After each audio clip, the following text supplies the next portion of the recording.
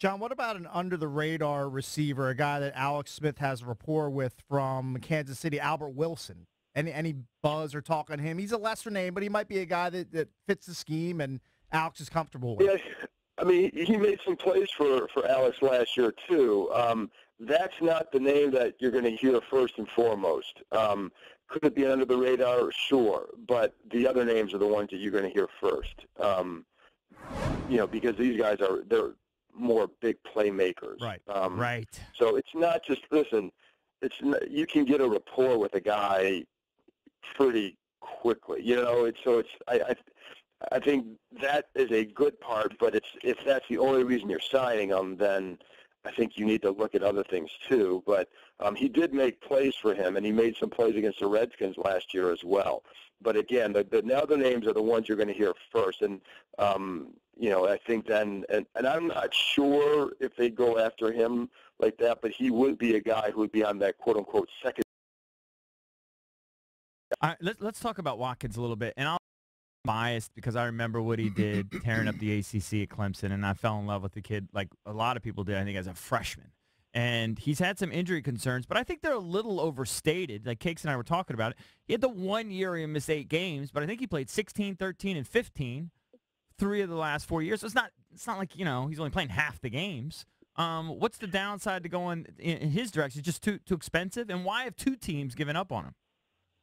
Yeah, well, I don't know that the Rams are necessarily going to give up on him. I know, like, the people out there liked him. So I don't know that they're ready to give up on him. I think it's as much you have to match value and how does the guy see himself in terms of a contract. And so I think that's a lot of what it is for him out there. Definitely like.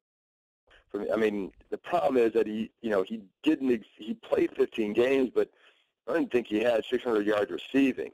He did make some plays for them, though. So I think that's where it's going to be hard. I think he's a hard guy to determine the value because of injuries and because of some of the production that hasn't always been there. The big plays, though, are there. And, he does make big plays. Right. So tell me more. So he's a possibility. Yeah, I think you'd have to put him on that list. I don't know where exactly on that list.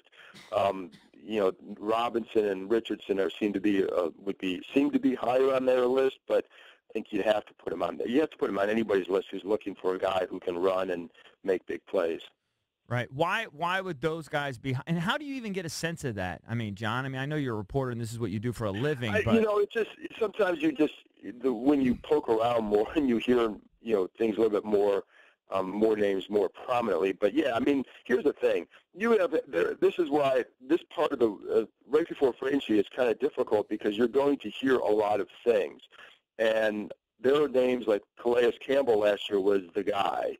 Well, he didn't come here, So they were in on him, but he didn't come here. So just because you hear the names doesn't mean these are the guys. We didn't hear, Stacey McGee or Terrell McClain's name last year at this point, and maybe some Redskins fans kind of wished I hadn't heard him after. But so my point is, what you hear now is like you kind of have to take it with not just a grain of salt. It doesn't mean that they're going to get them. It doesn't even mean that they're going to be in on them at the end. It just means that going into, at the combine or in the legal tampering period, these will be guys that they call about to see can something be worked out. Because like a guy like Richardson, and Robinson, both those guys are going to have a lot of suitors. Where are the Redskins comfortable with in terms of their paying them?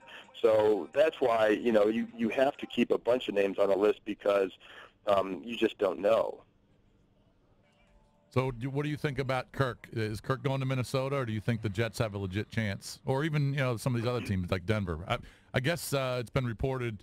It was reported initially that 4 teams really are interested, but then he had narrowed it down to 2. That was, I think, Lock on 4 from CBS reported that Jets and Vikings. What do you think? Yeah, I mean, I think those are the 2 that make the most sense. And from Denver's perspective, I think there are some issues with the roster, and then also the coaching staff. They were on the hot seat at the end of the guy's Vance Joseph's first year. What's going to happen next year? And I think the drafts haven't been good. I don't think they can get to the structure of the dollars that or the contract that Cousins would require. I think for Arizona, there's some of the same stuff. I mean, they have a better roster, maybe some more stability because they have a new coaching staff. But I don't think they can match what they're kind of like. They can kind of come close to certain things with Minnesota and the Jets, but not completely. So it's the last two. It makes sense that those are the last two, and Minnesota is the one that I've always felt obviously is the best fit. If you want to go win, that's where you go.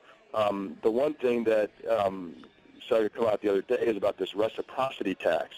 So if you have a house in Michigan, if you're a Michigan resident, for example, you can pay and you work in Minnesota, you pay the Michigan income tax rate. That's like in Minnesota it's like 9.85%. In Michigan it's 4.25. That matters.